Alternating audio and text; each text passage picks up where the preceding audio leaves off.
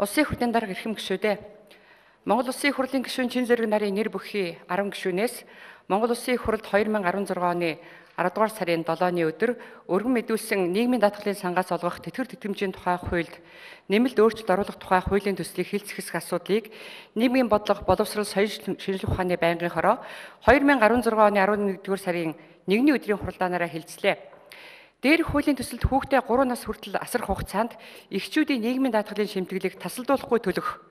хүүхэд төрүүлж өсгсөн хөдөлмөрийг үнэмштэй болгох, жирэмсний болон амарчсны тэтгэмжийг даатгуулсан хэлбэрээс хамаарахгүйгээр шимтгэл төлсөн хөдөлмөрийн хөлсний дунджаас ижил хувиар бодох,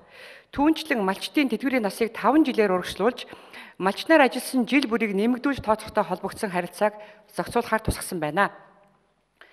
Хуулийн төсөл батлагдсанаар эхчүүдийн жирэмсний болон амарчсны тэтгэмжийг даатгуулсан хэлбэрээс нь хамааралгүйгээр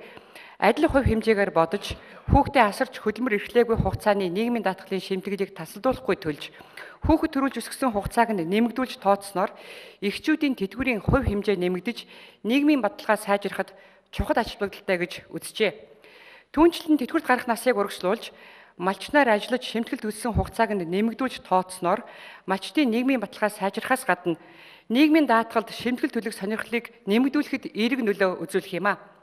Байнгын хорооны хуралдаанаар хуулийн төслийг хэлцэх үед Улсын их хурлын гишүүн Бат Төмөр, Саран Гэрэл, Саран Чимэг, Оюун Чимэг, Бэлэгт нар нийгмийн халамжийн бодлогыг хүн амын өсөлтөд уялдуулах, хуулийн үйлчлэлд хамрагдах иргэдийн нийгмийн даатгалын шимтгэлийн төлөлд хуулийг хэрэгжүүлэхэд шаардлагатай хөрөнгийн тооцоо, улсын төсвийн орлого зарлагыг тэнцвэржүүлэх талаар төсөл санаачлагчаас асуулт асууж хариулт авлаа. Байнгын хорооны хурлаанд оролцсон гишүүд санал нэгтээгээр хуулийн төслийг Улсын их хурлын чуулганы нэгдсэн хуралдаанаар хэлэлцүүлэх нь зүйтэй гэж үзлээ. Улсын их хурлын гишүүдээ